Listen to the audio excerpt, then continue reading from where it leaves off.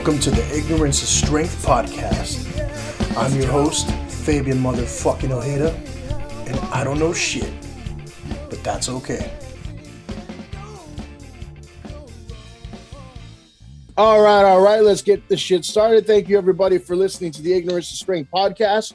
We're back today with a brand new guest, and he's doing something really interesting in the world of horror. I want to welcome to the podcast, Mr. Marc Morales. How you doing today? I'm doing great, Fabian. How are you? Really good, and I'm really interested to to hear what you got going on. It sounds really interesting to me. I know nothing about the entertainment industry really, and nothing, and not much about horror. I've never been much of a horror fan. But that's the whole premise of the show. Ignorance is strength. Let's build my knowledge, and let's get everybody in tune with what you're doing. So you're joining us today from Texas? From Texas, yeah. All the way from Round Rock, Texas. I'm a New Yorker, but we live in Texas right now. All right. How'd that happen? Well, okay.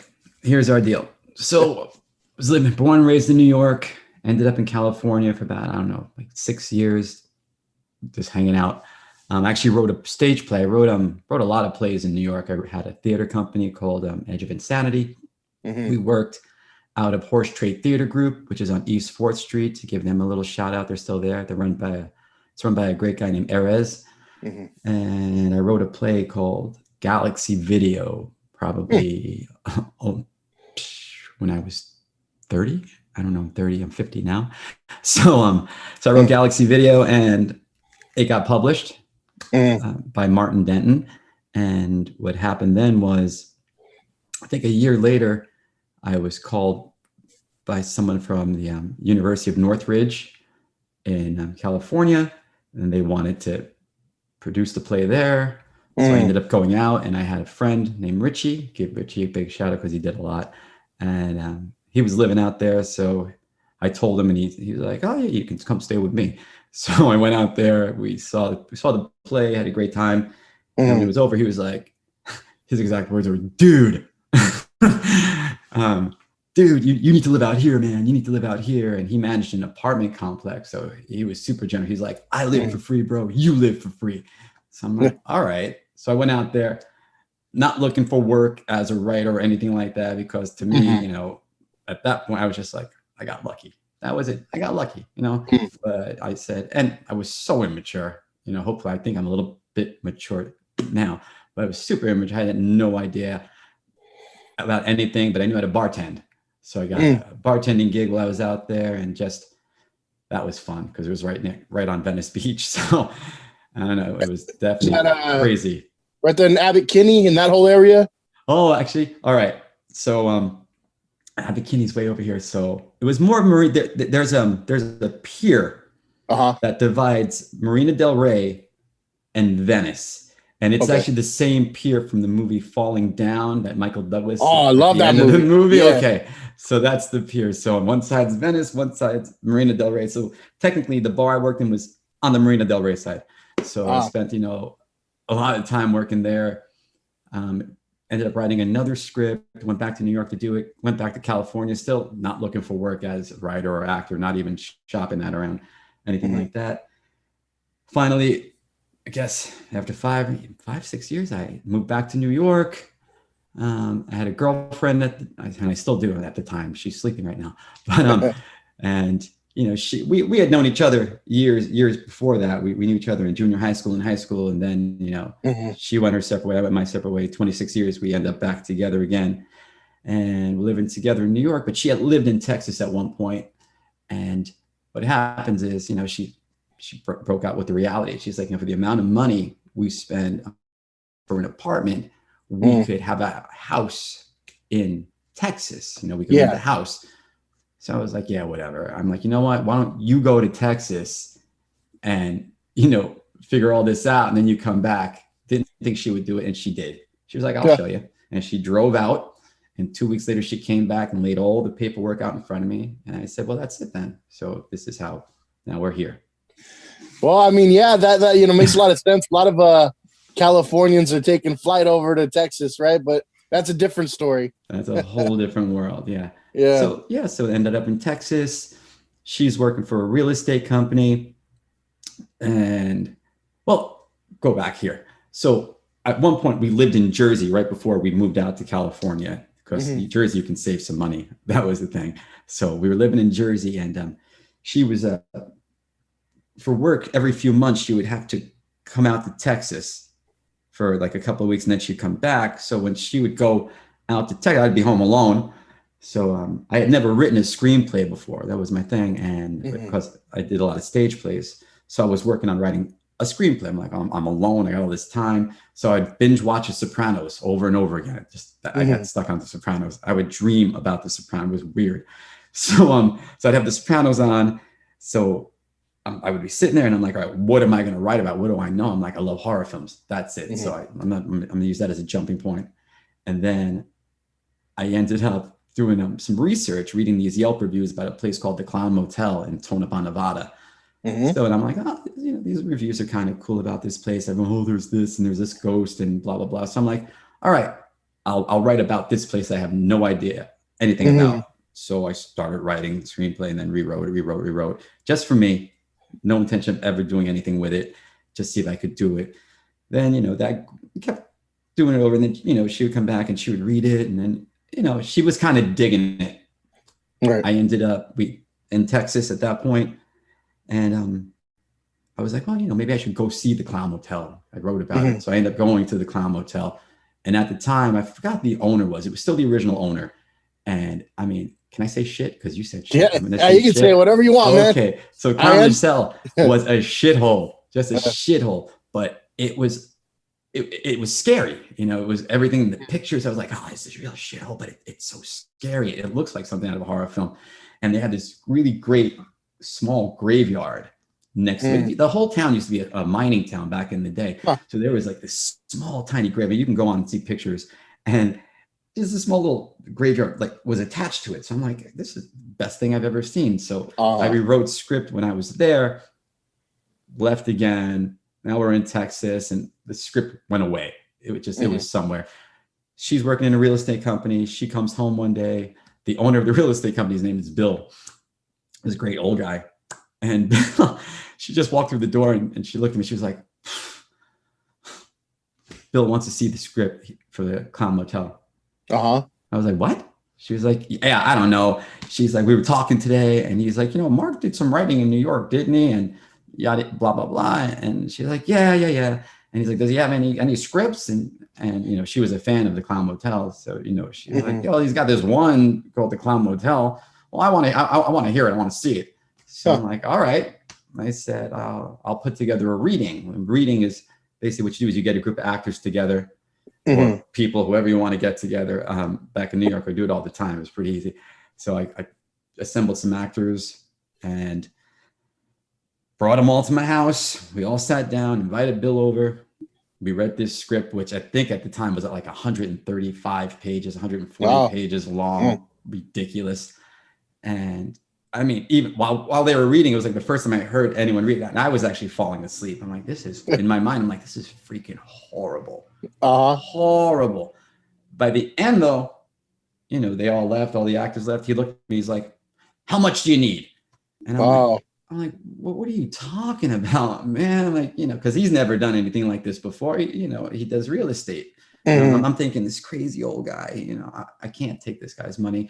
So I'm like, I can't give you an answer on that. And he's like, well, you figure it out and you tell me. And he was just like, he kept hitting. He was like relentless. So I was working with this guy in a restaurant who said he had worked in California for like a production company at one time. So I'm like, listen, can I pick your brain one day? He was like, absolutely. So I picked his brain and I gave him the script, and he read through the script. And I'm like, how much do you think it would take to do this? And he's like, I don't know.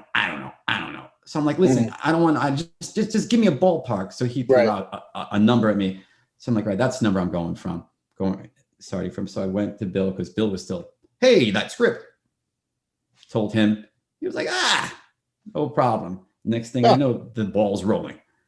And I'm getting a little bit nervous because I've never done anything like this. For a stage play, yeah, we can do stage plays all day. I can bang the crap out of that stuff. But a movie, and especially not my money at all, I'm like, it's terrible. I just felt bad. And I'm like, am I gonna lose this guy's money? I don't know what I'm doing, but he's still pushing. So I had some cast members already. So now I had to find some more cast members because from the original reading, some of those people just weren't working out for me. So now I got to start putting together this team. Also, I have to start finding, director of photography and sound people and this and that. So I'm like, oh my God, I know nothing about this. So, but all I know is this guy's putting his money behind us. Right. So, I just start grabbing people, and people are like, oh, I get like 500 a day. And I'm like, oh, okay. Without any knowledge of anything, I'm just grabbing people left and right. Finally, I went out to the Clown Motel again, and this was great because now I hadn't seen the Clown Motel since I had been out there. So now we're supposed to be, making a movie. Now we've got to lock the Clown Motel in.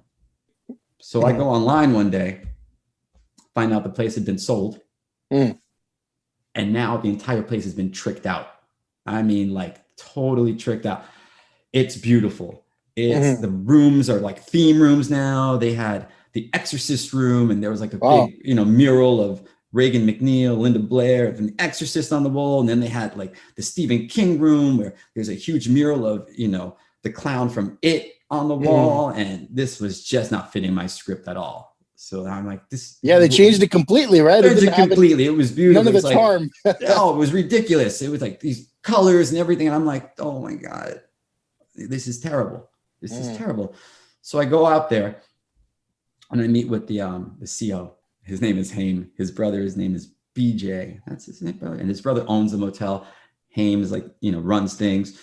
So, and Haim handles, anything that's going to come through for filming. So, I meet Haim, we sit down, we talk a little bit. He's like, man, contracts are signed. Once again, I have no idea what I'm doing, but it's moving forward. So, we're booking flights for people, everything left and right, like a machine. All of a sudden, we're just about, COVID starts sneaking its way in now. This is how COVID's coming in. So it's like, what's this disease coming through? Are we going to be grounded? People are like, oh, Mark, what's going on? I'm like, I don't know. So I'm like trying to rush things. I'm like, we got to beat COVID. We got to get out there. But, obviously couldn't. So COVID just sidetracked us. That was it. We were done. This was supposed to be last year. So now I'm sitting there like, whatever. Quite honestly, I'm not saying COVID's a great thing. It's a terrible, terrible disease and whatever else. But for me and this production, it was the best thing that could ever happen to us. Okay. Putting it on pause. Yeah. Because it would have been, to use the word again, a giant shit show. Yeah. Okay. I mean, I was very green. The crew was very green. So, I mean, I only met the DP at that point, the director of photography that we were going to use. And I didn't meet anyone else. I didn't know. And then I had like these cast members. So now we're all just grounded. And at that point, boom, it went to the side. I ended up writing something else because I was home a lot like everyone else. So I wrote like a little TV series, which is called It's Crazy Out There. And I needed something to do while I was sitting in the house. So I gave myself rules. I'm like, all right, these will be the rules. I said, I'll write a TV series for myself, and each episode can't be no less than 10 pages, but no more than 30 pages. What does that like come out to? So if you have 10 pages, like time-wise, what does that come out to? Just talking about, right now, each episode's about 15 minutes long. So, yeah. So at the same time, I'm rewriting script I'm calling it, at this point, it's no longer the Clown Motel because there are 2 movies called The Clown Motel that were shot at the place, which I hadn't known at the time, but all of a sudden, boom, I'm going through Amazon Prime and I'm like, what the hell is this? Yeah. And sure enough, they were all shot there. Scripts are very, very different. The whole premise is very, very different than what we have. So now, and I wouldn't even watch it. I told my girlfriend, like, Jen, you got to watch this and tell me if it's anywhere even close to what I wrote. She's like, you have nothing to worry about. She's like, it's not even close. Like, that's great. But still not thinking that was all over, but still, I'm still toying with the script.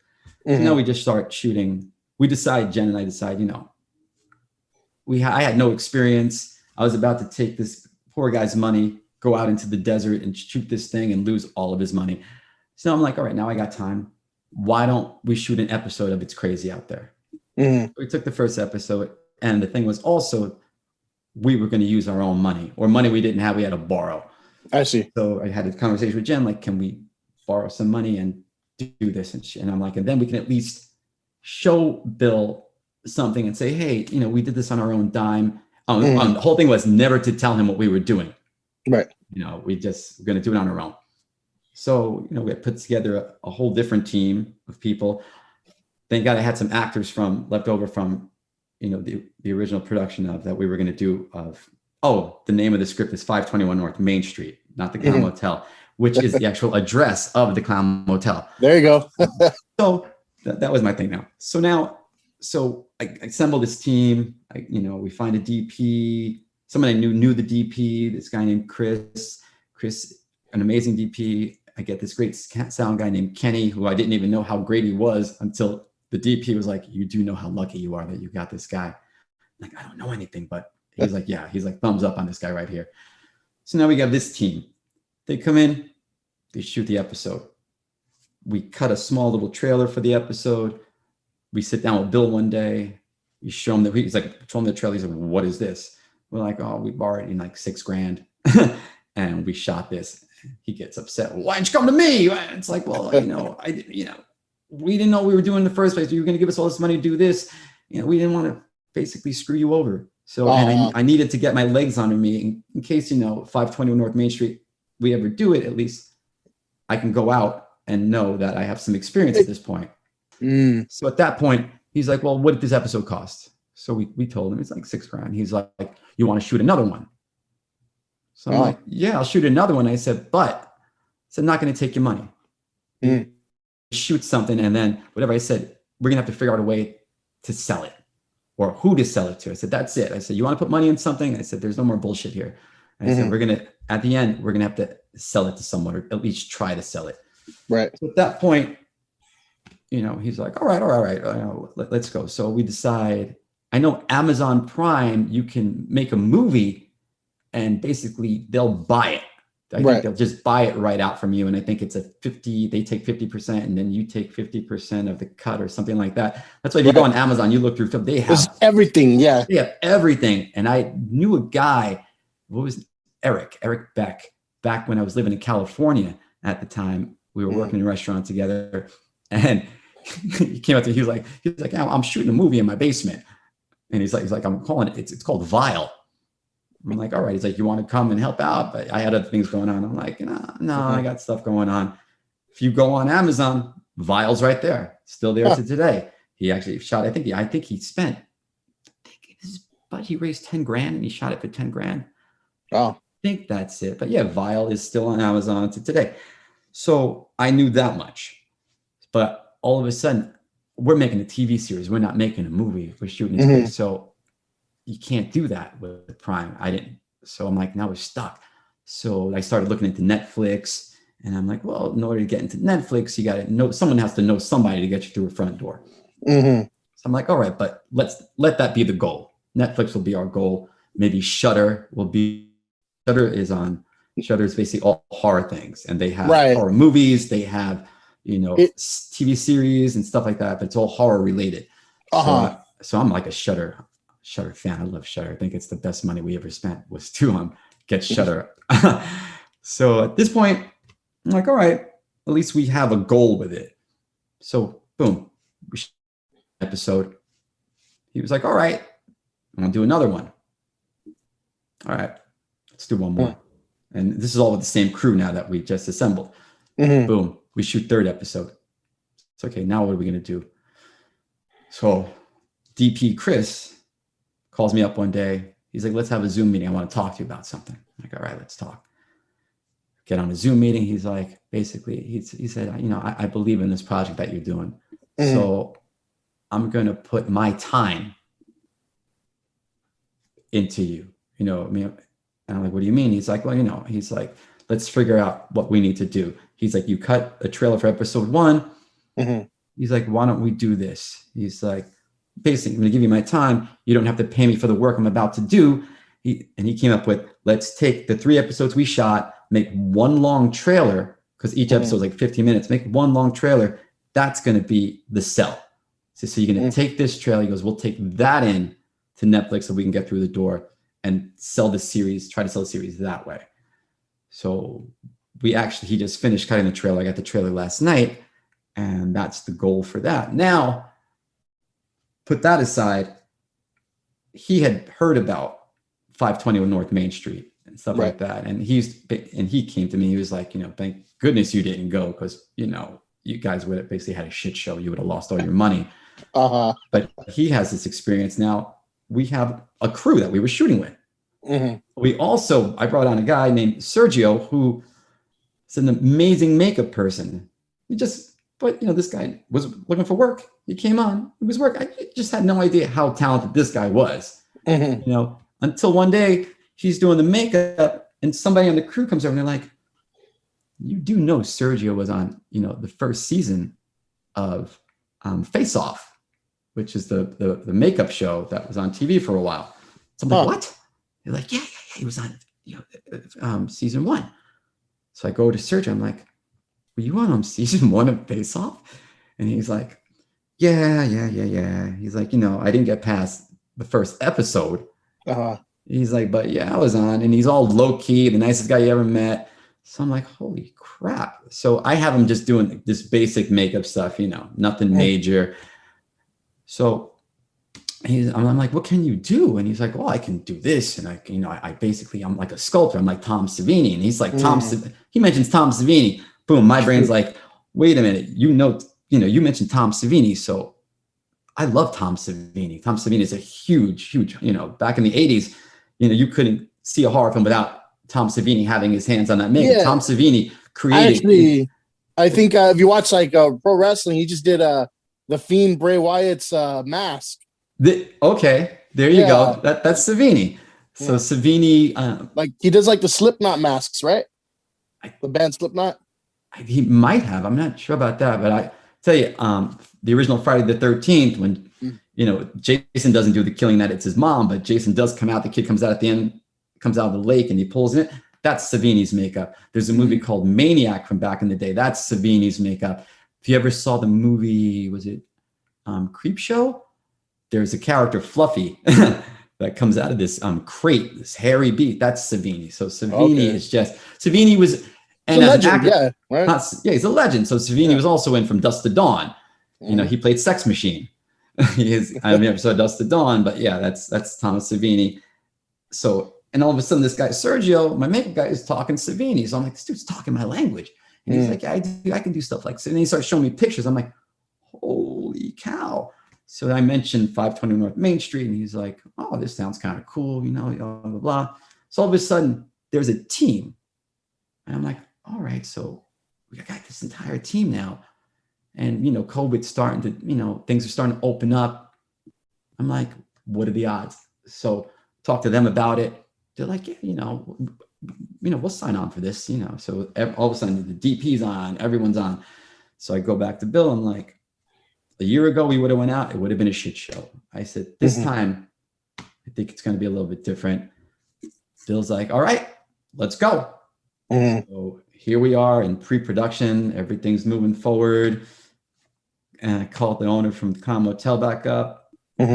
Said, hey, we got a team better than before. He was like, oh, okay. So he starts looking at Instagram pictures, and he sees Chris in a picture with this really great camera. And he's like, oh my goodness. He's like, you've got the so-and-so camera now. He's like, is that guy coming? I'm like, that's our DP. He's like, you're bringing that camera? I'm like, I believe he would be. So, all of a sudden our stock just starts climbing. It's like, oh, okay, we're getting better. So now I'm rewriting script, which I'm still doing. I don't know if you ever heard of Eddie Deason. I've heard the name. Yeah. Who was you? Ever see Grease? Yes. Yeah. All right. Eddie Deason played Eugene in Grease. Okay. Grease 2. He does a lot of voiceover work now. I'm 50, so I don't watch these shows, but Dexter's Laboratory, he did a voice on Dexter's Laboratory. The Polar Express, he did stuff over there. Eddie, so he's got wind at his sails. So I'm like, and I had met Eddie for a short time when I lived in California. I was coming out of a laundromat, and I looked up. Oh, Eddie was also in the movie 1941, War Games, stuff like that, all these great 80s movies. So I'm coming out of the laundromat, and I look, and there's a dude standing at the bus stop. And I'm like, is that Eddie Deason? And all of a sudden he turns and he looks at me and he just goes, hi. And the minute I heard the voice, I'm like, holy shit, it's Eddie Deason. And I'm like, are you? And he's like, yeah, come here. What the hell? So go on over. And he's like, hey, nice to meet you. I'm Eddie. I'm like, I know who you are. So we start this little conversation up. And at the time he was, his big thing was email. So he was like, oh, give me your email address. I got a thing called, I think it was called his pals list. Mm-hmm. So, he'd put you on his pals list and then he'd just send out mass emails like every few days of, interesting facts. Like he's a huge Beatles fan, a huge Beatles fan. And so he'd send out these about the Beatles and stuff like that. I'm like, oh my God, it's so cool. You would never just talk to you, mention, hey, Mark, what are you doing? Never, nothing like that. It was just, you were on his list. Right. So a few years later, he sends out something. It's like, oh, I'm leaving email. I'm going on to Facebook. If you want to continue, just hit me up on Facebook. Mm-hmm. I wasn't a big Facebook fan, so I let it go. A few months ago, I was like, oh, I wonder, should I friend Eddie? Try to friend him on Facebook. Mm-hmm. Put it up. There he is. Hit friend request. Boom. Gets accepted. I'm on his friends thing on Facebook. Mm-hmm. So I'm basically rewriting script one day. I'm like, what are the odds? So I instant message him. I'm like, hey, I'm doing this project. Would you be interested in this and that? So now I think he's living in Maryland at this point because I believe he had some major surgery done. Mm-hmm. So a few days later, I get a message back saying, oh, and he has no idea who I am. Mm-hmm. But he's just like, oh, anything film, anything like that. He's like, I have a manager who takes care of that. His name is Steve Joyner. He's like, he speaks for me. That's his number. Nice. I'm like, oh, I got this dude's number. I wrote it on my whiteboard, whatever, left it alone because I'm like, it'll never happen. So once again, sitting at my desk, I look at my whiteboard. I'm like, there's a number. And I think about my mom going, you never know. So reach out to the dude. Text him. Guy comes back to me right away. All of a sudden, this relationship starts. He's on the phone with Eddie and him at the same time. We're discussing things. Eddie's in the project. Steve's interested in the project. We just have to get by Screen Actors Guild first, to get some, to get their permission because, that's a union. And I don't want, once you get involved with unions, you got to pay union dues and this and that and all different things. And you can really mess with your production if you don't do things correctly or if you try to, not use the union.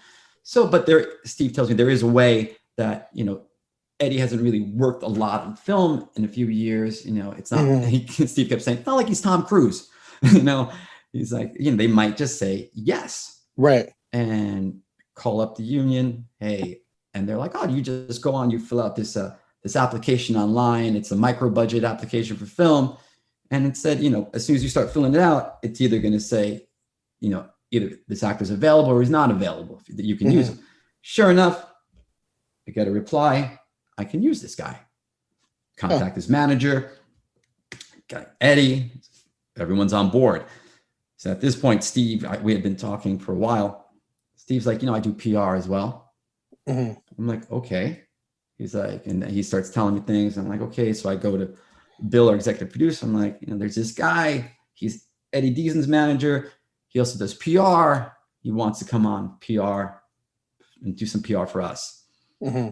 Bill was like, all right, if we want him, let's go. If the price is right. The price was right. And we bring him on for PR. Here we are having a podcast right now. No, man, it's really cool. I mean, it seems like a lot of the things, behind this film is like, it was, and I don't want to diminish any of the hard work, but it seems like a lot of it was just like good luck, That's all it is. Yeah, that's no bullshit. Good luck. That's all it is. Pure luck. That's it. And I'm not going to sit there going, oh no, we did this. Whatever, man. It's luck. All luck. And I don't know about other people, how their projects go. This luck. I look up and thank you. Thank you. I just thank people constantly. That's it. I text Steve in the morning something. Thank you so much. He's probably sick of me at this point, But yeah, it's all luck. All luck. And that's really cool to hear because I think, a lot of people like myself who have no idea how any of the entertainment industry really works, it's like, yes, I was born and raised in California.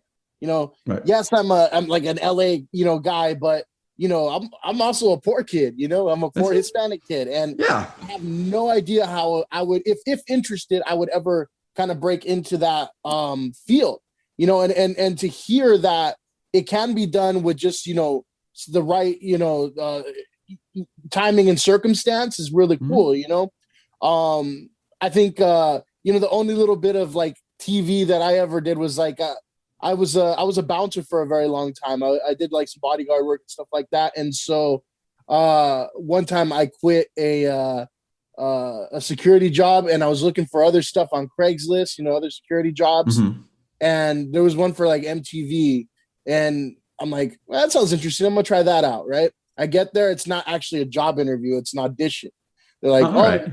we're trying to put together this reality show. We wanted real bouncers. And it was for, what's his name? Brody Jenner, Caitlyn's kid. Okay. Yeah. And he is having kind of like a reality show like Paris Hilton had, like, oh, I'm trying to find my new best friend or whatever. All right, that's cool. But that was one of those things too, where it was just kind of by chance. It was just a lucky coincidence, and I happened to go. I have no acting experience or anything like that, but it was. They wanted us to come in like some of his enforcers, right? Mm-hmm. And they're like, just knock on the door and pretend you're waking somebody up at 3 a.m. to kidnap them. Well, shit, that sounds like fun. I'm like, what am I limited? What can I do and not do? Can I cuss? They're just do it like you would do it at the hotel. I'm like, all right. So I pounded on the door, pushed it open. I broke the glass. It was a glass door. Nice. Yeah. So and then I think I was screaming so loud and convincingly that they actually called security. So. Well, that's cool, because when we were shooting an episode of It's Crazy Out There, we had basically It's Crazy Out There. I threw everything. I have like, if you never saw the movie 28 Days Later, everyone will say, oh, they're zombies. And they're not zombies. I'm like, they're infected in 28 Days Later. So I have like infected, and then we just added zombies to it because I'm a huge George Romero fan. I mean, Dawn of the Dead, Night of the Living Dead, all of them. So I'm like, all right, so we'll start with infected, because I didn't know that Sergio could do zombies too. So I was like, well, infected seemed kind of easy. So we had a guy, what is he, Michael? Michael was outside the door. He was supposed to knock on the door. He was infected. So he's in full makeup. Mm-hmm. So it's not like, it's really cool kind of makeup. Then he's got like the contacts in and stuff like that. So he's on the other side, outside the door.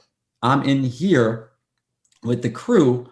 And he's supposed to knock on the door, and he's supposed to be delivering some takeout food. And then they open the door and they see that he's infected. Mm-hmm. So, so we're all on this side of the door, and he's out there by himself. And, we live like in a suburban little neighborhood over here. All of a sudden, like someone's like, Mark, there's a cop outside. A cop just pulled up. Whoa. I'm like, what the hell's going on?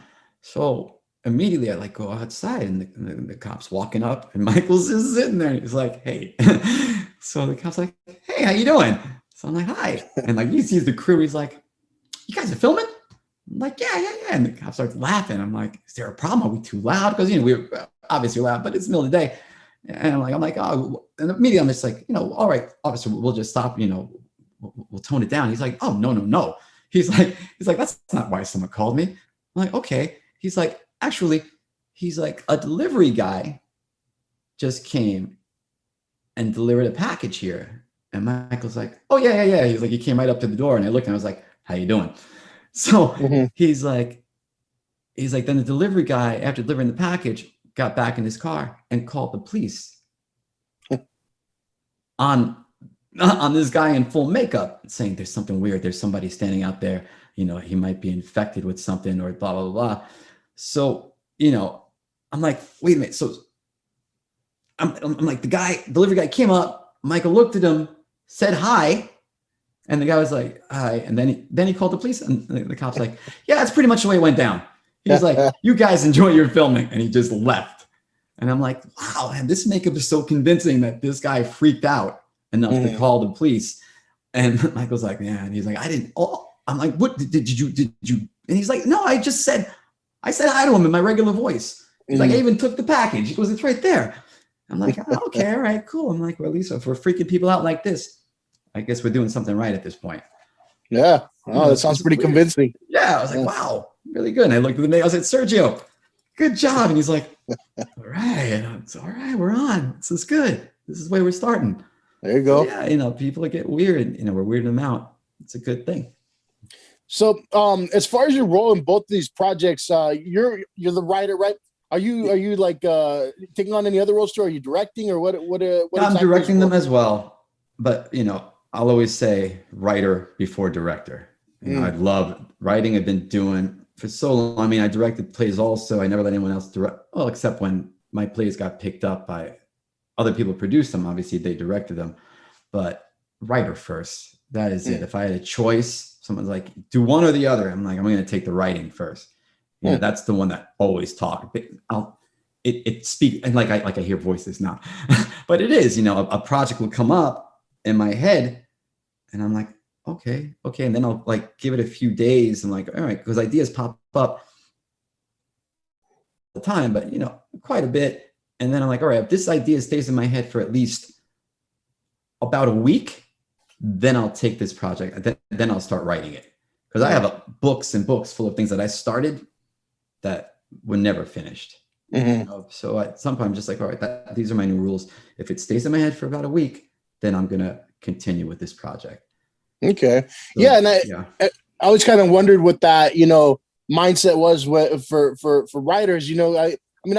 I've done some creative writing before. I think one of my college classes, they had me try to put together like a little script. And, I don't know much about any of that. I didn't even know what software to use at the time, and, it got to the point where I had like a writer's block, and the professor was like, just write about what you know, and I took some, some stories from when I was a bouncer, and I just put it together. I ended up writing like 45 pages. There you go. And that's exactly it. Incredible how into it you can get, because I'm used to like writing music. I've done a lot of songs, and just like you said, there's a lot of unfinished projects out there, and once you start playing it over and over and over again for like a week or two, right, it turns into something. Right.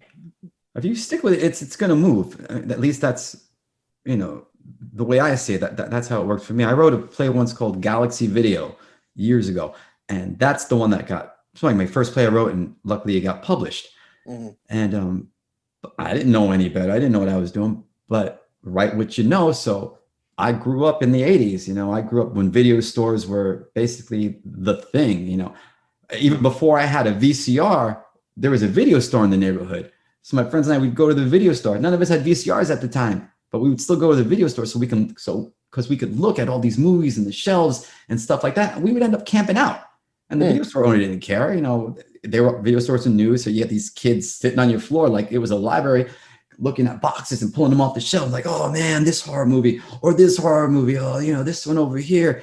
And then all of a sudden, our parents were, I guess we got to start buying some VCRs now. So, but that's what I knew. That's where if our parents were looking for us, it's like, well, where are they? That video store. They're in the video store, and they're coming. They would find us in the video store. So when I wrote Galaxy Video, so write what you know. I knew video stores growing up, so Galaxy Video was about a video store and people that worked in the video store and stuff like that. Unfortunately, I never got to work in a video store. Never got to work. I did date a girl a couple of years later. Her aunt owned a video store, so that was pretty awesome because I could rent for free and stuff like that. And I would beg her. I'm like, can I just work here for free? And sometimes she let me behind the counter and stuff like that. But all I knew video stores, and so I was like Galaxy Video, the biggest video store in the world, and it's about a video store that's kind of refusing to go towards DVD. They're trying to stay old school with video. They're just not really seeing it. And it was a comedy, but that's what I knew. So that's what I wrote about. And then as far as it's crazy out there. The series that we're working on, I know that I knew COVID, that I just, because, I knew this was a horrible thing. So I'm like, well, I'm pretty upset about this COVID thing and this and that. So let's write something kind of disease, about people and dealing with, kind of COVID, this and that, without actually saying what it is. I'm like, so let's throw some zombies in and let's throw this in. Because I knew zombies, like the back of my hand, because I grew up on George Romero. Yeah. And I did know that anyone can make a zombie film, but for it to last, George Romero, he used zombies as like a social commentary. That's why if you watch the original Dawn of the Dead, it takes place in a mall. Everyone's in a mall. So, because that's back in the day, that's the way he saw like consumerism and stuff like that, people in malls and, just, the zombies were just, they had to look scared, but they were just regular people to him, just doing what people like walking around with their heads down. Like Shaun of the Dead I don't know if you ever watched Shaun of the Dead, but Shaun of the Dead, the opening for Shaun of the Dead, the opening credits are just, regular people walking around looking like, being like zombies, just going through their daily day. And but basically, they look like, that they're zombies without looking like zombies.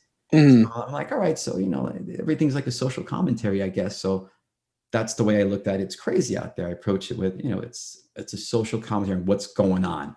So then, from that, so we had zombies, and I threw the infected in because I knew the infected were from 28 Days Later, so I could put them in it. But, once again, that's a social, that's a piece of it too. And then I added these, a bunch of characters called the Vape Sisters, and they're just like a tribe, and they wear like this cool makeup, but they deal weed, and that's their thing. They're like weed dealers. So I'm like, okay, I knew weed, I lived in California, I knew weed. So I started throwing all of this in, just things that I knew, and even with 521 North Main Street, it's just not, to me, it's not about, just clowns running around killing people. For me, it's a little bit deeper than that, I guess.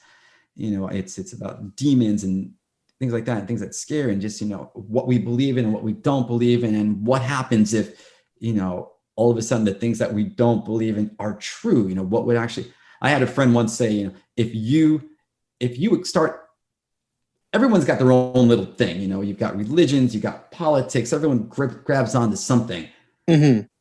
But one day you prove one religion right and all other religions wrong. He's like, the world would be pretty fucked up. People wouldn't know what to do anymore because people are just so attached to all these little different things, even like sports and stuff like that. People love the Yankees, or I love the Mets, or, you love the Dodgers, or this or that. But, if you could prove that, none of these things, not that they don't matter, but, it's like basically their safety net. I look at everything. Everyone has their own little safety net that they hold on to, and get through the day. But if you like took stuff away from people, you can mess people up. You can throw the world into a thing like Bigfoot. I don't believe in Bigfoot, but Bigfoot, people still talk about Bigfoot to today. And with all, like my phone can take great pictures and great video. You're going to tell me not one person now can get a decent picture of Bigfoot? Yeah. That's ridiculous to me. But, if you prove Bigfoot wrong of you, that's it. Like, no, that's it. Someone's just kind of, Bigfoot's not, then people would be out of work because there's TV shows about Bigfoot and people believe it. People just need something to believe in. So, that I don't know where I'm going, but that's basically the way I see life. So, you always got to have something to grab onto. So, some people dig this and some people dig that, but everyone just always needs a little safety net. Yeah, I like that, man. And that's yeah. No, I mean that makes a lot of sense. It's like you're right. If you were to just kind of like have everybody try to convert to like one way of doing things, it would just be chaos. That's it. You throw the world into chaos, and like my girlfriend, she has her own thing about politics and stuff like that, and I have my own thing about it, and she'll talk a lot. She's like, "Oh, blah, this and this and this," and I'm like, "Hey, my thing is, you stay in your lane, I'll stay in my lane. But once you start drifting over and hit my car, then that's with anything, whether it's politics, religion, sport, we're gonna have a problem. I'll respect you, you respect me, but don't start drifting, because that's where we're going to start to clash. Mm-hmm. So that's just the way I see it. And when I write things, that's basically, if you dig deeper, I'm sure there's a little social commentary in it. Maybe, yes. Well, I did want to dig a little bit into, the whole, like, the horror genre, Right on. I've never really been like a huge fan. I don't know why. It's just really never stuck with me. I was born in the mid 80s, and that's like, I guess, when all the big horror movies were coming out, right. But I just have never been a huge fan. I just wasn't really like scared of them, or it never hit, You got it. But I can appreciate the, like, like the artistic, part of it. Like you said, the makeup, the scenery. It's really cool. And I know people are super fanatics when it comes to horror, right? Horror fans are awesome. Horror fans are probably the best fans in the world. They're loyal. They're just loyal. They do the grip whole onto you, and cosplay they're going to thing, ride it to the end, man. I mean, look at Friday the 13th. How many Friday the 13th are they? I think they're like maybe 12. I don't think they hit 13 yet. There's like 12. And man, those people are so loyal to the end. I love Friday the 13th, but I have my cutoff. I went as far as Friday the 13th, the final chapter, which was technically Friday the 13th 4. And I will say this, and if anyone's listening, they'll be like, dude, you're an ass. That's terrible. I like Jason X. Was that the one in space? That's the one in space, yeah, because that's why I like it, because they took it and they threw it into space. And I'm like, that's kind of cool. That's cool. And I'm definitely into that. My biggest problem with horror films, not horror films, when people are like, oh, I love this and I love that. I'm like, like with Friday the 13th, is the fact that, you got to give a little respect to where these movies, especially I feel this way, no one ever gives shout outs to, where these movies are from, or like where Friday the 13th is a New Jersey film. Jason is a New Jersey boy. If you look at it was shot in New Jersey. The camp is in New Jersey. And if you look at the license plates in something, you will see New Jersey license plates. Then eventually, as things progress, because of budgets and stuff, things are moved to California and this and that. But it's never like, New Jersey needs, give New Jersey a little props. That belongs there. Chucky, Chucky's a New Jersey guy. That's a New Jersey thing. Yeah. And so I would try to give props to things. It's like, because I like to go deeper than that. I like to, where's this from and this and that. And being from New York, it's like, New Jersey's right next door. So yay. Like the Amityville Horror. That's a Long Island, New York thing. That house exists in Long Island. So yeah. So, I geek out that way. But as far as horror fans go, they're the best. They're so loyal. So when I make, when I sit down to write a horror film, like with my makeup guy, Sergio, we'll call each other at night, and I'm like, what ideas? And I can say things. I'm like, can we do things like from the movie Society? And he's like, Society, And I think who did the makeup on Society? I think his name was Screamin' George. And Society, that's just a makeup special effects bonanza, man. That is just weird shit going on there. It's almost off-putting. It's like, at one point in Society, the kid calls his father a butthead, and later on, his father's a butthead. There's an ass on his father's head, and he's like, "Remember, you called me a butthead? I guess I am." Man, weird stuff, man. But so when I sit down to write a horror film, I want to do something that hopefully, might not be popular now, but 10 years or 20 years from now, somebody can go to a horror convention or something like that and say, see one of them and go, oh my God, I remember that movie or this and that person was in this movie, because that makes me happy. You know what? I will say that it does have, I think horror films, they do have a lot of longevity and yes, the nostalgia factor. If you can relate to somebody who watched it, like, I'll give you an example, right? A lot of people, they've never heard of the whole Puppet Master series. Puppet Master. When I watched it as a kid, I'm like, I fucking love this. Like, I was like the cool little puppets with the drills in their hands and all kinds of crazy shit they can do. I'm like, but nobody's heard of it.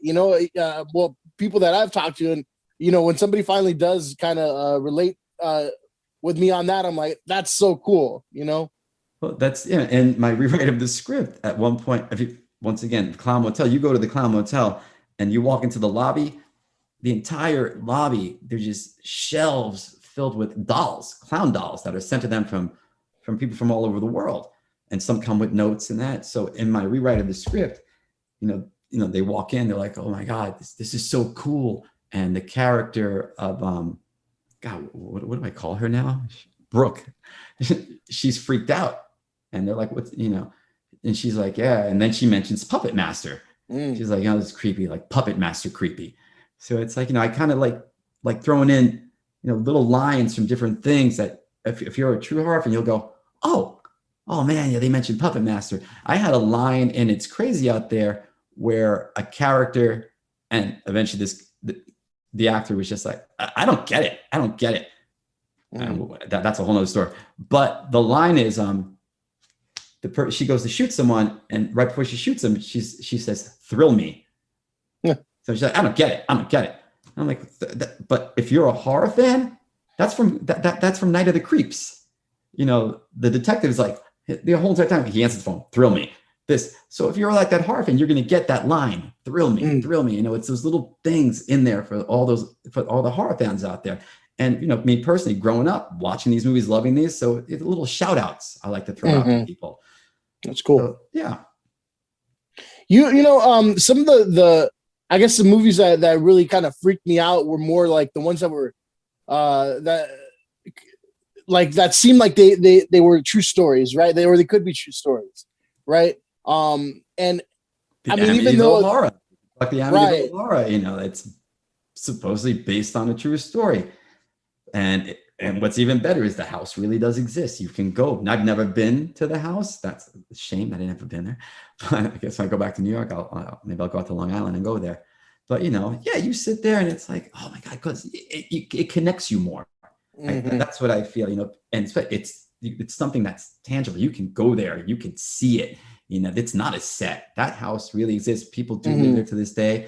I mean, you can really dig into it, and there's all this backstory on, well, it's really not real. The people did this. But the one thing about the Amityville horror that is real is that a family, was murdered there. Their son did, shoot them there. But anything after that, people will debunk it and they'll say, oh, that's not true. These people just wanted money and this and that. And they did this for this. And then, the screenplay was written before, the family was even moved out of the house. They already had, someone writing a screenplay for them and a book and stuff like that. But yeah, people connect to it. It's like going to like a local bar and, finding, once again, like sports fans that you connect with. It's like, oh, I'm a Yankee fan. Oh, great. So am I. Let's all hang out and talk about the Yankees and how great the Yankees are. And let's talk about, this Yankee player, and you go for the nostalgia of it. But, it's a sense of community, I guess, is what it is. And horror fans, for me, you can do it with anything. You can do it with music, with anything. But for me, it's horror movies. If I find someone that can talk horror film, I'm down. Like my guy Sergio, talk all night and talk. And he makes fun. He's like, so basically we're making a movie that we would like. I'm like, yeah, that we would sit down and we would watch. And like, that's, and every time I throw something out, he understands what I'm saying because he's seen that. I have my sound. I'm so sorry. My sound guy, Kenny, he's great because I love Goodfellas also. I mean, have you ever sat through Goodfellas? I can watch Goodfellas over and over again. It's a wonderful film. But once again, a movie based on, real people and stuff like that. Things. So I'll be sitting there on set, and all of a sudden Kenny's like talking to someone and he's like throwing out lines from Goodfellas. And I hear him behind me.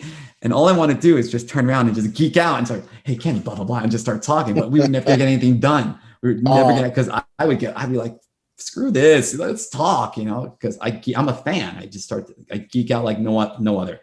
I was fortunate enough through Steve the other day because Steve like knows a lot of people that did horror films back in the day.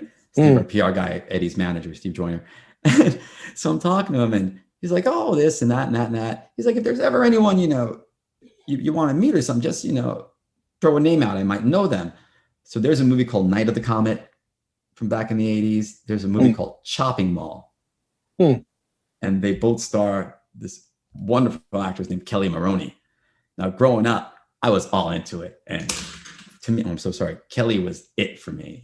I thought she was gorgeous, but I also thought she was a great actor in these films. She's also in Fast Times at Ridgemont High. She's one of, if you ever watch Fast Times, she's one of the cheerleaders in the gymnasium scene, and they're like trying to do pep squad.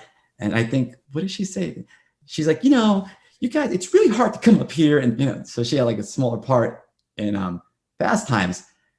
So I had mentioned her. I'm like, hey, you happen to know Kelly Maroney? And he went, hold on. I'm like, what are you doing?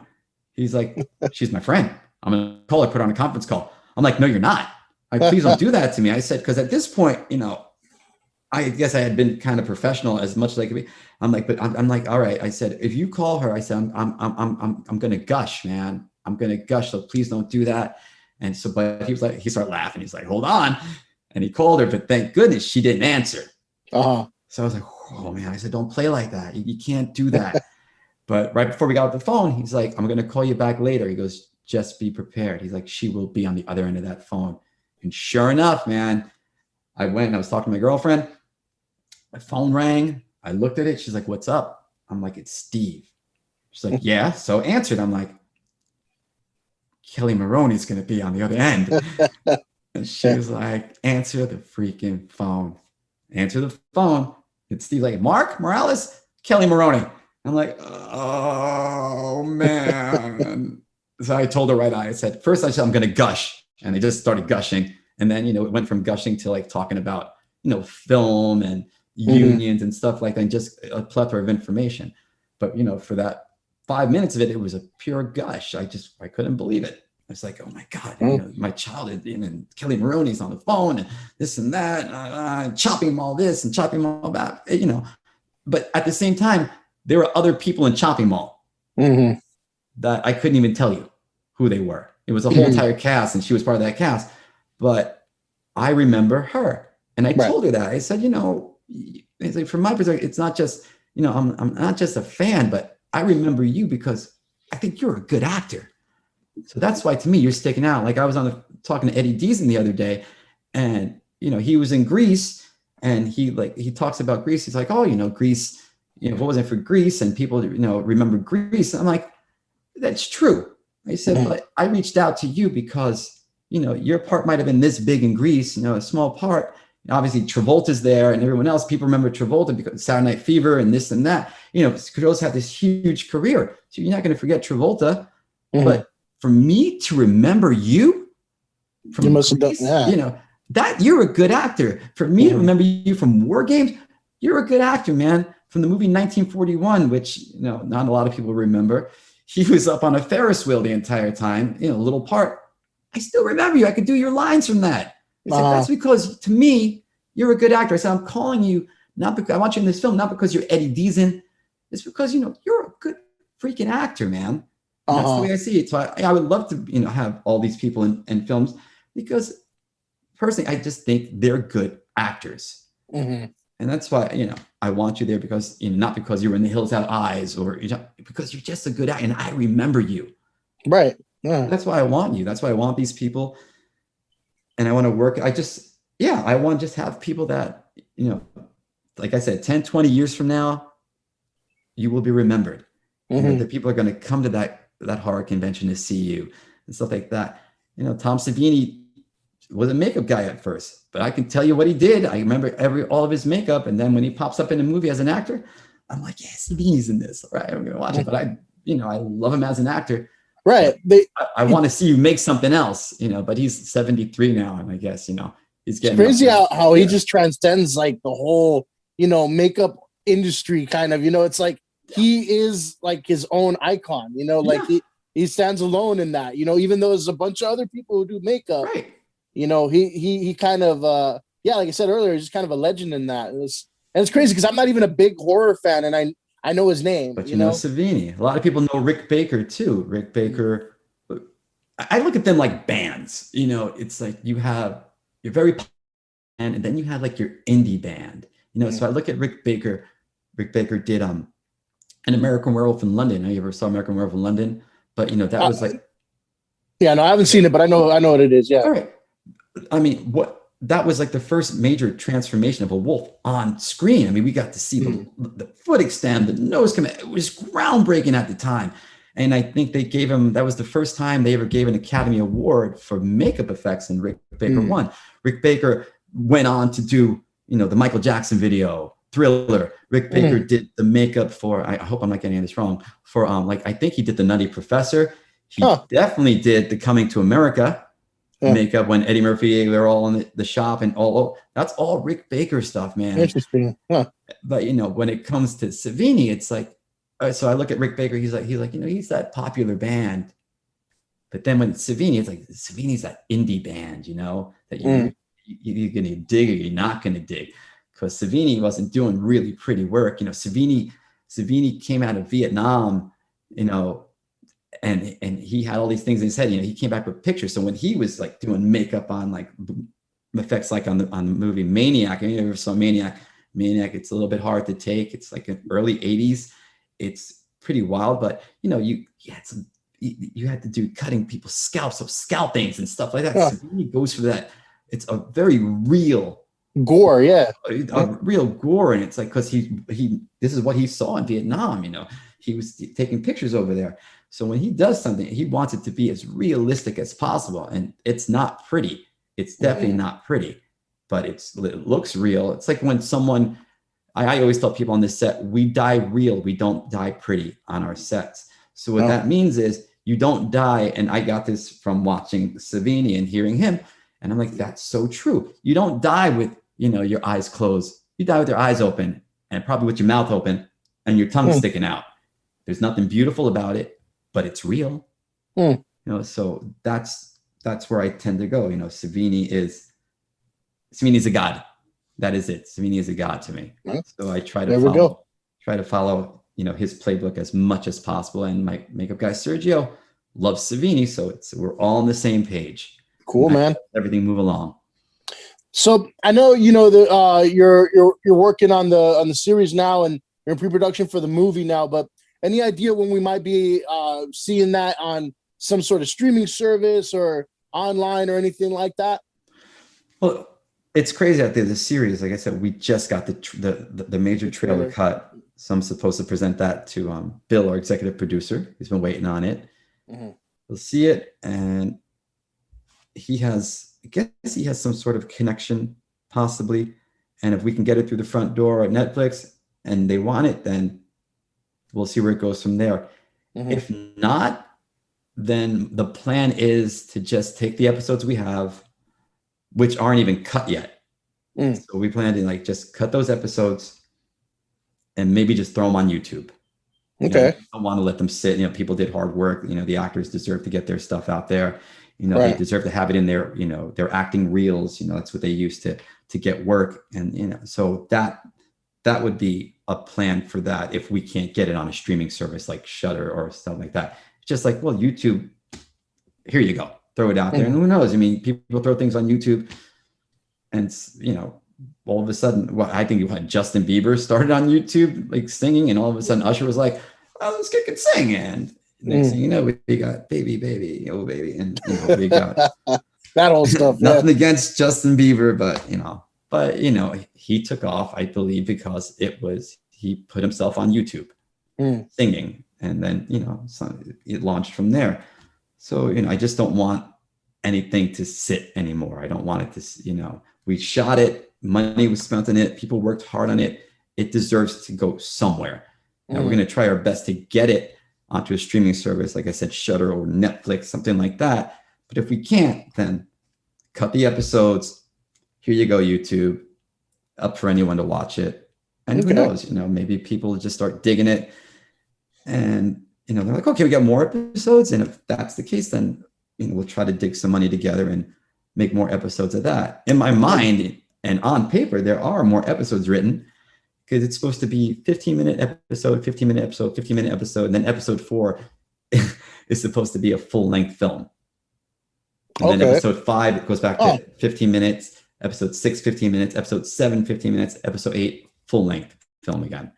That's interesting. I never heard of that that structure before, but that's interesting. Yeah. There's who does something? There's something on Prime. The other day I was going through Prime, and it has something to do with Star Trek.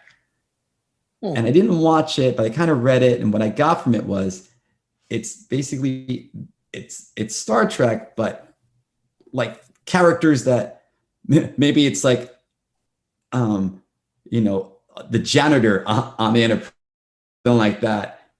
You know, you'll see him and boom, you'll get his like 15-minute story. Like, guess webisodes. That's what it is. They're like little webisodes, if that's what it's called. So, you know, you'll get like 15 minutes of like the janitor, you know, and so they kind of do it that way. I don't know if they do 1 hour, you know, full features after or whatever, but yeah, their thing is, you know, it's a 15, each episode is 15 minutes long. Okay. So like, oh, that's kind of cool. So similar. Yeah. So, and then, you know, you mentioned your pre-production of the film. It was 521 North Main Street. 521 North Main Street. Which is the exact address of the Clown Motel in Tonopah, Nevada. Mm-hmm. Yeah. So what do you think? Maybe like a couple of years till we see that? A year, something like that? Our plan for that, so we start shooting on September the 3rd. And I spoke to my DP, Chris. I was like, so, you know, I don't want to push things, but is it possible while we're shooting? And he looked at me, he's like, can we edit at the same time? I'm like, yeah, I mean, we're going to be sitting there, you know, and he's crazy. Not that he's crazy. He's just a workaholic. You know, these people are so driven. So I just can't see it. Like after we shoot an episode, going back to our rooms and now let's wait for tomorrow to shoot again. Like, you know, people are going to want to do things because we're going to have nothing else to do. There's nothing to do in Tonopah. I mean, unless you want to go to a local casino and gamble, there's no movie theater. There's no bowling alley. There's nothing. You're just there. So I'm like, he's like, you want to cut while we're there? I'm like, is that possible? He's like, yeah. So we can do that. So the plan is to shoot and edit. I think who does that? I think Kevin Smith does that. You know, Kevin's Clerks and stuff. Like he'll shoot and edit like right at the same, so everything's going. So that's what we want to do. We want to shoot and edit at the same time. So by the time we leave there, you know, we've got it all edited, and then we just have to take it in and get it like color corrected. As I think that's the word that they do. That's what they do, and they add the color to it and everything else. You know, because you know Chris edits everything anyway, so he's already there. Let's start editing while we're there, and then just when we leave, what we got to do is color correct it, and then our project is ready. I see. All right. Cool. Well, we're hopefully in a year, less than that, we can have something up. You know, definitely. I mean, I'm interested in seeing both. But where can people find you know, either you or your projects online? Right now, you can find the company. We have High Five and Ants. So if you go to High Five and Ants, highfiveandantsproductions.com, right? So you can go to the website and you can see pictures from It's Crazy Out There. You know, so you can see still pictures and stuff like that. Our web designer, Sergio, is right now he's adding, not Sergio, I'm so sorry. Our web designer, Fabian, that's Fabian's web designer, Sergio's makeup guy. Fabian, we just spoke the other day about 521 North Main Street, and he's going to start putting up, I guess he said like maybe a blog page. He's like, so it's going to be like coming soon. And then like a little blog page where, you know, I can go on and just say, oh, did this podcast today, you know, did this. He's like, so we're just creating that buzz for it. So you can go there. I mean, if people want to friend me on Facebook, you can friend Marc Morales on Facebook, and, you know, then you can get a link to our page, another Facebook page for It's Crazy Out There. And, you know, we post stuff on there, pictures on there, and, you know, oh, this is what's going on, and this is what's going on, this is what we're doing next. And eventually we're going to build another page for 521 North Main Street. My thing is I just don't like bullshitting people. Yeah. You know, it's like, oh, this is going to be the greatest thing in the world, and you need to do this, and da-da-da. You know, self-promotion is just, honestly, it's not my thing, because I just don't like bullshitting people. Right. That's it. I'm like, I don't know what's going to happen yet. I'm not going to say this is going to happen. I'll tell you, this is what we're doing. This is what we're doing. Where is it going? I don't know. I don't know if it's going to be the greatest thing in the world. It's going to be the biggest piece of shit in the world. Not going to know until it's all over. And then the only person to judge any of that are people, you know, are people watching it. You know, I can't say this is great. You know, I think, you know, when people do that, it's like meeting someone and going, like at a bar that you were bound to, and like me going up to a girl, or or a guy, it depends where you're coming from, and be like, yeah, I'm really good at sex. I'm going to be the best at sex. And usually they're not. Right. So I don't like boasting that way. It's like, this is what we're doing. This is how it is. And in the end, you be the judge. Did you like it? Did you not like it? It's not for everyone. It's for some people, but it's never like, oh, we're so good at it. We're the best. I'm the best. No, I don't know. People dig it. They dig it. If you like it, and that's it. That's how I feel about it. Man, I tell you, if I've ever heard anybody using that line at the bar, I would have kicked them out immediately. They should, they get kicked out. You laugh at them. It's like, I never want to be that person. Like, you don't know what's gonna happen. Like people who cook sometimes, and you go to eat it. Like, oh my God, this meal's gonna be amazing. It's the best meal I ever cooked. How do you know? That's just your opinion on it. I gotta eat this, and then you start eating, and you're like, I don't know about that. It's like the worst meal I've ever had. But if you think it's great, you go for it. I just don't like people who boast. Not to put down Texas, but Texas is a big thing. Like, oh, Texas is great. We're big Texas. This and that and that. It's like, I'm here. I don't really. It's not. It's okay. Oh, we'll chalk it up to being humble, man. I guess, that's it. I guess it's got to be humble, because if you're not, then I don't know. It's just all a bunch of crap. I mean, I think it sets that unrealistic expectation sometimes. If you're like super braggadocious about things, but I mean, even then, like having, been a wrestler back when I was in high school and college, the guys that said like, oh, I'm going to beat everybody. I'm a tough guy. They usually suck the most, Exactly. You do. People like to trash talk, and I get it, but if you trash talk, you at least have to have something to back it up. Like Michael Jordan could trash talk to the freaking world, and he's going to back it up. He was the best, and he's still the best, and at least the way I see it today, because he could trash talk and he could back it up 100%. He put his money where his mouth was. That's all good. You want to see you've got the best film, you got the best this, just put up or shut up. Let's go. Yep. Put up or shut up. You're going to kick my ass? You might be able to. You might not be able to. Let's just put up or shut up. There you go. All right, Mark. Anything else you want to throw out there to the podcast world before we close out? I don't know. Just this was awesome. I mean, this is my first. Like I said, I don't like this first podcast. I'm happy it was with you. I mean, you made this very, very easy. Definitely, man. Just love having the conversation. I was nervous as shit. I didn't even. I had like 3 hours of sleep, and even that I had some weird dreams too. I was like, oh my God. And I had my clock set. I'm like, I have to wake up. I honestly woke up. We did this at 11 o'clock. I woke up at 9 o'clock to give myself at least 2 hours just to like be prepared, make sure the Zoom was going to work, make sure this was going to work. I cleaned up behind me. I mean, because no one's seeing the Zoom. So that's great. It's a cool background, man. I like what do you got? Funko Pops or whatever? Oh yeah. We got Funko Pops. Yeah. And that started like almost 2 years ago. Like, I'm not a big collector of anything, but I had like Christmas money. So, and I always see people, I collect this and these things are worth this much. I'm like, well, let me just see. So I had Christmas money. I went into the store. I asked the person behind the counter, because they had all these pops. And I'm like, what are good pops to collect? And she was like, oh, and she threw me towards Dragon Ball Z, which I'd never seen. So she was like, Dragon Ball Z is the way to go. So I started taking some Dragon Ball Z's, and I'm like, I don't know what this is. And then somebody else was like, dude, you got to go Rick and Morty, man. Rick and Morty's going to be the thing years from now. Never watched an episode of Rick and Morty, but I had Rick and Morty.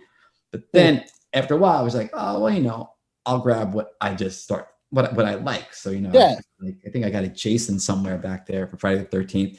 And I have I think his name is Chatter from Hellraiser. But the cool one is, it's back there. It's from Starship Troopers. And what was his name? Rico? Yeah. And like, I'll constantly look him up and like, is anything worth money? And Rico keeps going up. So he's like $40 right now. So he's the pride and joy on the shelf. And I'm like, oh my God, who knew Casper Van Dien, Rico from Starship Troopers would be the one.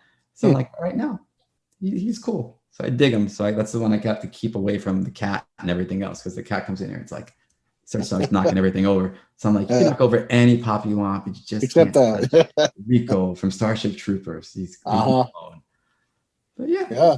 Thanks. Cool, man. But yeah, I had a lot of fun, talking horror and talking movies in general.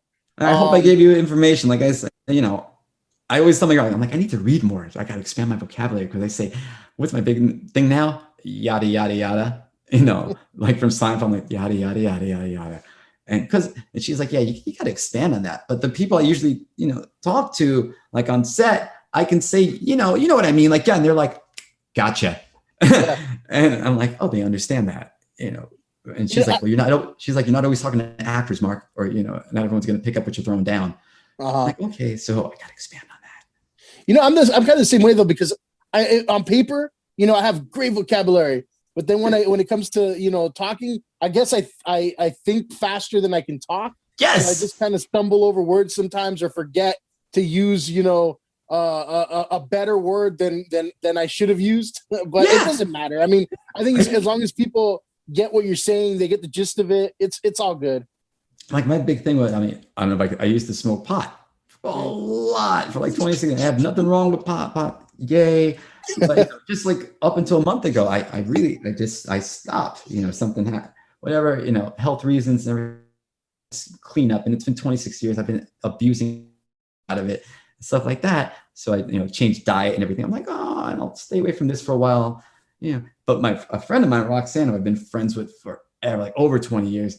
And she's like, so, and she's like, there's definitely a difference. She's like, because you used to always be very on pot. She was like, I would say things like, yeah, and yeah, and she, anymore. So I'm like, all right, cool. All right. So, step by step, things are improving a little bit. Now I just need to read more and the vocabulary. Cool, man. Well, you know what? I really, really hope to, hear more about your work, and hopefully we'll see it soon. But I'll keep an eye out, man. I'll tag you on, you have Instagram or no? I am on Instagram. My Instagram is Marc Morales. Yeah, okay. I think I have, I think I'm following 40 people and I have 23 followers. And I always kind of judge my Instagram that way. I try to kind of stay just like at that halfway point. It's like, okay, but then, because I have some people I'll see that's like following 500 and you got 6 followers. I'm like, no, I got to at least keep it like kind of. Social media is so much work though. Like I hate it. That's exactly. I feel the same. Like Sergio, our makeup guy, amazing makeup person, didn't have an Instagram account. He got his Instagram account because he was doing someone's zombie makeup, like our first zombie, in our garage. And the actress that was sitting there, she was like, I can't believe this. You do this. This is so great. She's like, what's your Instagram account? And he was like, oh, I don't have one. She made him right there. She's like, you're not going to finish my makeup until you get it right now. Dang. So boom, she went on, he created an Instagram account because we were just talking about it a couple of days before. And he's like, yeah, I don't do that either.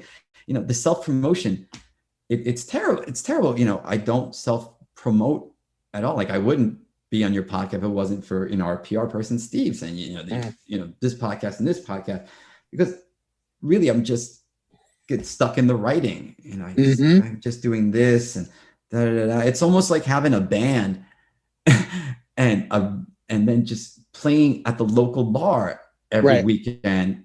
And people are like, oh man, it's really good. You're really good. Where else do you play out? I just play at this bar on the weekend. And then I go home and I'll write like more songs. And then I'll come to the bar and play those songs. So that's how it is. I've never been like a huge self-promoter, but I'm trying. And the thing is, I just don't understand really social media at all. On Facebook, I just recently changed my name to Marc Morales because for the longest time it was Doug Stone, because back in the day, I didn't want to be on Facebook. When I was living in California, my sister gave birth to my first nephew, and she just came out and said, she's like, you need to get a Facebook account if you want to see pictures of your nephew. She's like, because I'm not going to email you pictures. So I was like all rebelling. The Facebook is stupid, blah, blah, blah, blah. All right, I'll get one. Call myself Doug Stone. Yeah, I'll call myself Doug Stone because that sounds like a private investigator from one of those detective novels. Which I think in reality, because my mom's friend, I became friends with one of my mom's friends. She was like, oh, you like country music? And I'm like, what do you mean? And I guess she was like, Doug Stone's a country singer. Yeah. Like, oh, I didn't know that.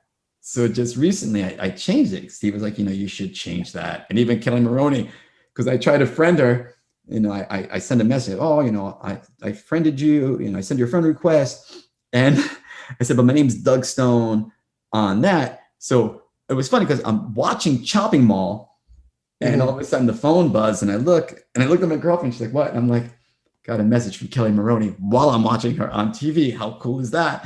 And I looked at the message and it was like, why is your name Doug Stone on? And I'm like, okay, here it goes. I'm an idiot. This is why, this and that. And honestly, I didn't change it because I fooled myself into believing that it's hard to change your name on Facebook and because people are like, it's really difficult to change your name, but it wasn't. It wasn't. No, not at all. So I went like all these years with this freaking stupid name, and because I psyched myself out going, oh, it's too difficult. I can't do that. But no, it was really simple. We had a bed really quick. We had a bed once that my girlfriend, we totally psyched ourselves out thinking it was this big bed. And, because when we got the bed, the movers came and they had their tools out and they're like doing all that. And you hear all this noise. And it's like, oh man, thank God these guys came because we'd never be able to put this together by ourselves. So we had psyched ourselves out. But one day, we had to move the bed. We had to take it apart. And we weren't going to call people like, please come and take our bed apart. So we're like, I guess we're going to have to try this on our own. Okay, let's get some tools. We started doing it. It's like, this shit's easy. Yeah. We put it together. I think I put it together, took it apart, put it together, then took it apart again and put it together again just for shits and giggles. It's like, look how easy this is. I can't believe it took us all of 15 minutes. Like, all right, but people tend to psych themselves out. It's like, don't try to get this person to do your movie because you'll never get them because you got to go through the union, it's and that, and but in reality, it was pretty freaking easy. I guess if you try, you will get things done. And I guess that's what I learned because I would always just psych myself. Oh, I'm not good enough to do this, or I can't do this, or blah, blah, blah. But, as long as you try to do things, you're going to get shit done. Either it's going to happen or it's not going to happen, but at least you try. Don't psych yourself out before you even do it. Because you never know. I honestly believe people really don't understand or know themselves until you really push yourself to do something. And that's just the way I feel. People say, oh, I can't do that. And I'm like, would you ever try? Did you ever try to do that? But people just get stuck in their ways and, oh, that's it. Oh, I'm not going to do that. It's just the way I do. Or I don't want to try to eat that because this and that. I'm like, how do you know you're not going to like it? Oh, I tried it once when I was 10. You're a different person than you are when you were 10. Yeah. Or even just movies in itself. People are like, oh, I didn't like that movie. Well, when did you see it? Well, 20 years ago. And I always tell them, all right, okay. What was going on in your life 20 years ago when you sat down to watch this movie? Were you in a bad relationship? Was this going on? Was that going on? Like, because, that changes everything. You're a different person than you were 20 years ago, man. So, and sit down and maybe watch that film or listen to that song. And all of a sudden it's like, oh yeah, I dig this. I do dig this movie. I just, oh, wow, who knew? It's like, yeah, because, I feel that, what you're feeling at the time, what you're going through at the time, that all plays into things. And it will, it'll just change your whole focus or you're feeling about things. Yeah. And whether it be like, film or something as simple as what you eat. I remember just recently, I thought as a kid, I loved those marshmallow things, Peeps. The Easter candy? Yes. I tried one a couple weeks ago. I'm like, oh, I love Peeps. I took one bite. I'm like, what the fuck is this? I'm like, what the fuck is it? What was I thinking? But same thing with like music too. People were like, oh, I love Prince. All right. Personally, I saw Prince twice. I think Prince was amazing. I think Prince is I compare Prince to Beethoven. Prince Prince was like an octopus. He had tentacles and everything that you wouldn't even know. But people are like, oh, I love Prince. I'm like, oh, what's your favorite song? Purple Rain. And Purple Rain, man. I'm like, okay, that's cool. But Prince did so many other songs, there's this and that. We went to a concert once, a friend, and we went expecting we wanted to hear the hits. All the hits. But that concert was a whole new album. And it was an amazing concert. But if you went there just thinking you were going to hear the hits, you were kind of let down because like, oh, he didn't do this. Or maybe he did Purple Rain, obviously. And he did like a medley of all the all those songs when doves cry and that. But leave yourself open. That music that he was doing that night, that was amazing. Amazing. It was beyond Purple Rain. It was beyond this. He had a different, he had like musicians on the stage with him that were like a horn section, and he had this and this and this. Because Prince to me was like a true artist. And a true artist will just keep growing and growing and growing. And that's why when it came to like, he changed his name to Symbol and that, because he felt that he was tied. And he wasn't going to be able to do the things he needed to do as an artist. And they just wanted to give me another, Purple Rain, or give me another When Doves Cry. It's like, beyond that at this point. I'm growing. Just like when you're in a relationship, you just keep growing. And eventually, maybe sometimes when you're in a relationship, you guys got together when you were younger or stuff like that, but people grow, and that's okay. And at that point, it's like, well, we're not the same as we were back then. Maybe we should break up, or this, just allow yourself to grow. That's really it. Because man, when you allow yourself to grow, it just opens up doors and just opens you up as a person. And I don't know. You just basically like an octopus, you're spreading out your tentacles to other people, and all of a sudden you're friends with this person, you're friends with that person over there, and each time you meet someone else, that opens another door, and pretty soon, you're just becoming fulfilled.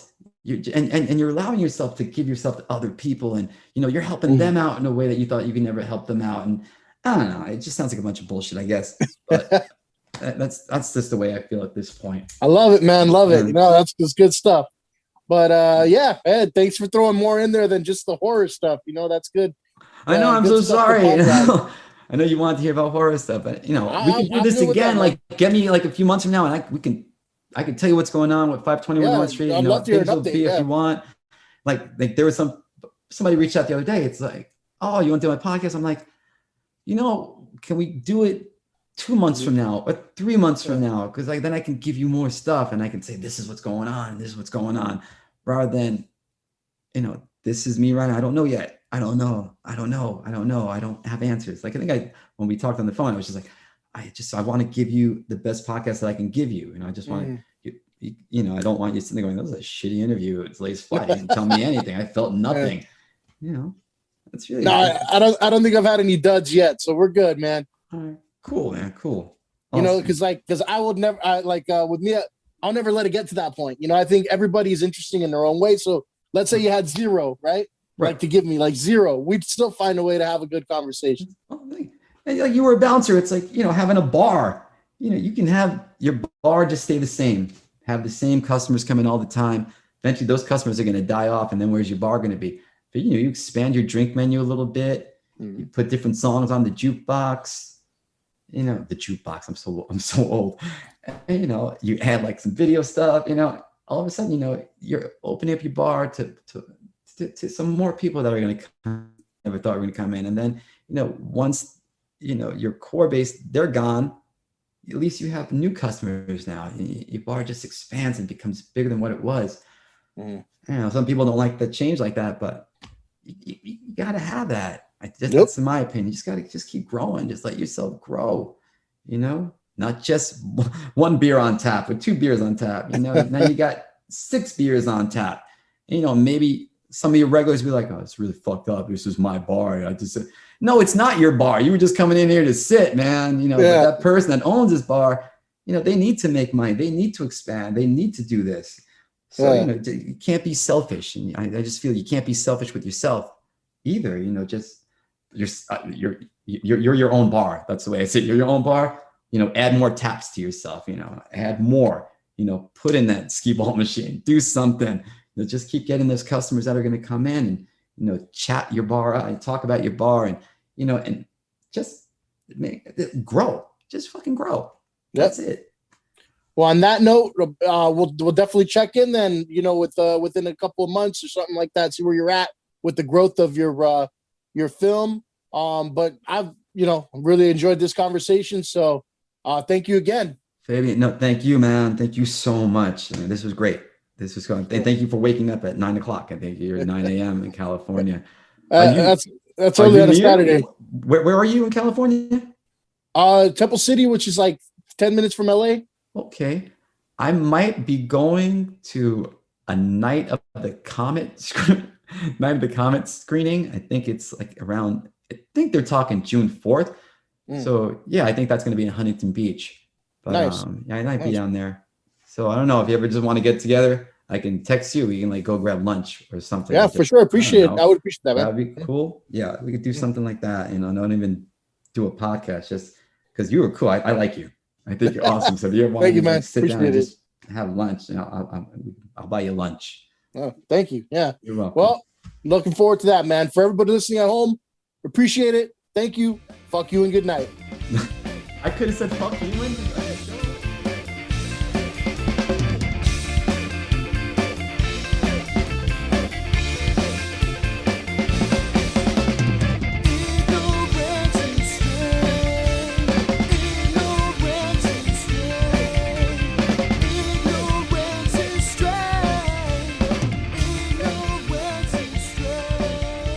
Subscribe to the Ignorance is Strength podcast on Spotify, Apple Podcasts, and Google Podcasts. Like, follow, and share on Facebook and Instagram at Ignorance is Strength Podcast and on Twitter at The Ignorance Pod.